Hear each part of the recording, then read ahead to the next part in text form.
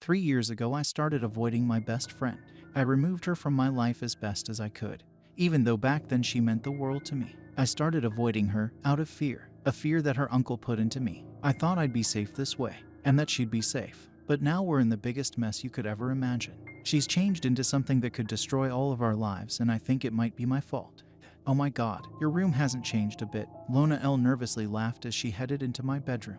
For a moment she stood there, awkwardly, like she didn't know how to act around me anymore. And I was feeling similar. It didn't feel the way it did back when we were 13 and never alone because we had each other. The tense feeling only added to the absurd situation we'd found ourselves in. Because this morning I witnessed that there was something inside of Lona. Something dark and dangerous. Sure it has. I mumbled just as awkwardly and followed her into my room, which was an absolute mess. Bed not made. Clothes everywhere. I tried to casually kick a pair of boxers under my bed, but then remembered that I had bigger things to worry about. My mind was woozy and I found it hard to grasp the events that brought Lona to my room. We both live in this big apartment complex but hadn't been in each other's place for years. Suddenly something snapped me right back to the moment. I walked up to my window and stared at the sky. "Why is it dark out?" I asked. Lona came closer but stayed silent. I live on the 13th floor, which gives a pretty decent view of the city. There were lights radiating from buildings, street lamps, and cars, but the sky was dark. A normal thing to see at night or very early in the morning, except it wasn't. I remembered again. Lona and I were 3 levels up in the apartment of her family before we came down to the home I share with my mom. And when we were up there, the sun was shining. It was shining because it wasn't even noon yet. A few minutes down, the elevator had drained the sky. This was impossible. My entire body started to tense as I wondered if this was her, if the end was coming, or if those two things might inevitably be connected. What the fuck is going on? I almost shouted. "I don't know," she whispered and wrapped her arms around herself. I tried to control my thoughts and got my phone out of my pocket. The clock showed that it was 9 p.m.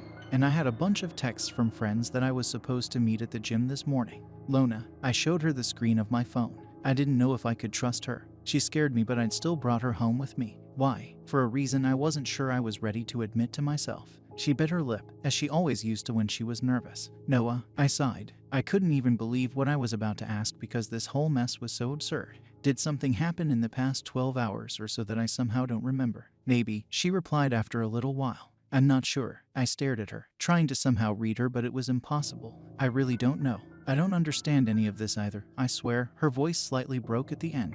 I wanted to believe her. I really did. But she had to be lying. This whole shit, she inherited it. Maybe she didn't want it, but she had to know. Her family was dangerous. I'd seen that with my own eyes. I swallowed. So what now? She didn't respond but sat down on my bed instead. I have such a headache. I think it is settling in. I didn't ask what she meant by that, because now all the memories of this morning came back to me. The events that took place before Lona and I came down to my home. This morning was one of the most peculiar and fucked up things I ever witnessed. I still felt sick when I thought about it, and now I had this massive gap in my memory on top of it. The scariest part was how much power she had. I watched her seize control of a grown man's mind in a matter of minutes. She could control anyone. "I'm your daughter," she hissed through her split-up tongue. Her gaze was only focused on her father. Her eyes were gone and the sockets were filled with what looked like the dread of eternity. Blood dripped down her hands as she pressed her unusually long nails into fists. "You trust me." The most beautiful thing about Lona has always been her smile. She has that big toothpaste smile that'd make me say yes to all her stupid ideas back when we were kids. Back when she meant everything to me. Before the incident. Now she was fucking terrifying. Like I'd never seen her before. "You love me." I stood there, frozen in the kitchen of my former best friend. Pieces of watermelon were spread all over their table. The room was filled with the scent of mint and caraway seeds. I'd found her outside earlier that same morning, out of her mind because something unusual was happening to her body. She was changing and it scared her. I thought she was scared. But now that we were in her home, I realized she wasn't the victim. And that brings me to the saddest part of this scene. Lona's father sitting in front of that table, shivering with fear. It was an odd and painful sensation seeing him like that, even if I hadn't talked much to Lona and her family in the past years. This image didn't fit the one I always had of her father. A few years back, I'd spend every Tuesday and Thursday evening in the taxi of Delight. That's when Evan, Lona's brother, and I were in the same soccer club. My mother never cared where I was or how I'd get home, but Mr. Ayat would make sure both his son and I got home safe. Don't question me. I'd never seen Lona like this before. The sheer look of determinism. She was radiating so much confidence that I even almost believed her when she said that everything was fine.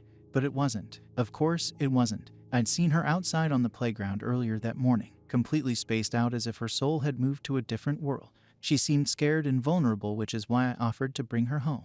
Maybe that creature was taking her over, which I admit isn't easy to comprehend, but she was still Lona, the first girl I ever had a crush on.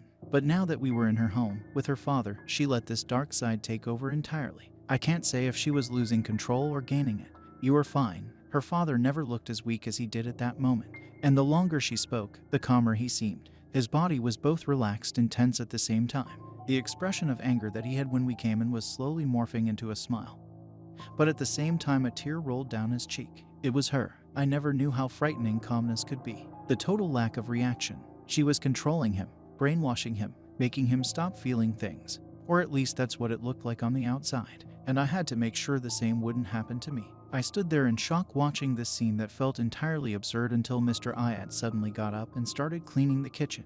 He grabbed a cloth, turned to the kitchen table, and started rubbing it on the table, making bits of watermelon spread everywhere. He was acting like a human. And then he started humming a song, one I faintly remember because he would always play it in the taxi. I never understood the words because the song was Kurdish, but I remember the melody. He used to say that this was his mother's favorite song, which made this whole scene even more heartbreaking. Another tear rolled down his cheek while the corners of his mouth stayed upward like they were being pulled up with a string. And even though I hadn't spent time with this family for years, even though I hadn't been in this apartment since I was 13, I couldn't just leave. A part of me felt like I had to protect Mr. Ayat from a 16-year-old girl who was also his daughter. He grabbed the wet cloth tightly in his hand, water dripping down, and then swiftly turned all the way around, facing me directly. "Noah, what an odd sight. What brings you here?" he said in a monotonous tone. My voice broke before I could say anything else. "We have to do a project for school," Lona said with surprising ease in her voice. Her appearance was normal again. I suppose she somehow changed back while I was distracted. Her cheeks were red and she looked exhausted, but her big brown eyes were back. There was still blood on her hands, but her father didn't notice. He didn't notice anything. Dill looked at his wrist without a watch. "School, it's Seti, right?" Lona replied something I didn't understand in Kurdish. Good, he whispered. Then he slowly passed us and went to his bedroom. Lona let out a deep sigh and then broke down on the ground. This was the moment I should have left. I should have run away because this wasn't the girl I used to be friends with. This was a creature that could scramble my mind and rip it into pieces. But when I saw her on the ground, face buried in her arms while she let out the occasional sob, I didn't feel scared. I'd seen once before how dark the world could be, and I simply couldn't leave her alone and let this thing take over. Even if we stopped talking, I felt like I knew her, understood her. She wasn't evil. "Where's your mom? And your brother?" I asked carefully. This whole scene was already more than overwhelming, but I couldn't imagine what else would happen if the rest of her family got back. Lona shrugged. "I think you should get out of here before they come home," I said. "We should get out of here. And this brings me back to the demon in my bed." Lona sat down on my bed, staring at the ground while the madness was slowly catching up to her. I was still standing next to the window, not sure if I should get closer to her or not. I felt out of place in my own room. I don't know why it's night. I don't understand any of this. I'm not in charge anymore. No, I didn't mean to. She took a deep breath. Didn't mean to do whatever it was I did to my dad. He looked so scared. But then he was okay, right? She looked at me with her big amber eyes. I didn't know what to say. She really did sound genuine. Who would be able to make sense of this? I sat down next to her, tried to reassure her, although I doubt I sounded convincing. "I need to go home. My mom, my dad, they'll wonder where I am," she mumbled. I wasn't sure if her father really would, or rather if he'd have enough control over his mind to do so. "Maybe you should stay here," I said, surprising myself. "For tonight." Even more surprisingly, Lona nodded and texted her parents that she was staying with a friend.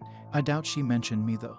We meant to research together, figure out what could be happening. We were reading something about tarot cards and demons on some weird forum, but Lona could hardly keep her eyes open and I was exhausted as well. Whatever happened that day drained us. I thought about sleeping on the sofa in the living room, but my mom would come home eventually. While I doubt she would care that there was a girl in my room, I'm not sure how she'd feel about a demon girl. I realize how stupid this sounds, but at the playground this morning she said something. "Are your eyes open?" This question, I'd heard it before and it was not connected to something good. But I didn't know what else to do, and I knew that inside Lona had to remember our past too. She wouldn't hurt me, so I lay down next to her. I could hear her quietly breathing in and out, her body slightly moving with each breath. She'd fallen asleep almost right away. At least this way she couldn't tell how hard my heart was racing. I told myself it was out of fear, but I don't know. And everything was relatively fine. My eyes got heavier and after a while, all the thoughts were gone. That is until I looked right back into the abyss. I don't even know how late it was, but it was still dark. I woke up because I felt something. Something was breathing onto my face, and when I opened my eyes, I saw her. piercing those black holes of eyes through me. Her expression was dark and confident, and when she spoke, her voice sounded slightly distorted. "You are hiding something." "She knows." "Lona, calm down." She was hunched over me, her hands leaning on my shoulders. "If she dug those nails into them, I'd get some decent scars. You're seeing this. You saw it earlier. You saw this thing and you decided to take me home with you. I don't even trust myself, but you do. We're not even friends anymore." I felt a small sting in my chest when she said that, but shrugged it off. No normal person would simply accept this. "So, Noah, what is going on?" My breathing got heavier. "She has to know. Or maybe she didn't and I'd left her alone all those years like a coward just because I was too scared. There's something I never told her. Years ago, Evan took me with him to his uncle's mansion. He'd spoken so highly of him. I had no idea he'd be the most frightening and evil man I'd ever meet. I had heard whispers from the other boys in the neighborhood about him. Soren Iad, head of the infamous Iad clan. I'd heard about all the shady business he pulls, and if drugs were all he was involved in, I'd have tried to ignore it. But that evening I saw what I wasn't supposed to see, a dark and confusing ceremony that I still find hard to understand. A ceremony with blood and sacrifice, and some sort of cards. That's not only when I found out that her uncle collects demons, but also when he threatened my life and hers if I ever looked into any of this, if I didn't stay away from her. I guess I messed up, but I'm not leaving her again. We're in this together now.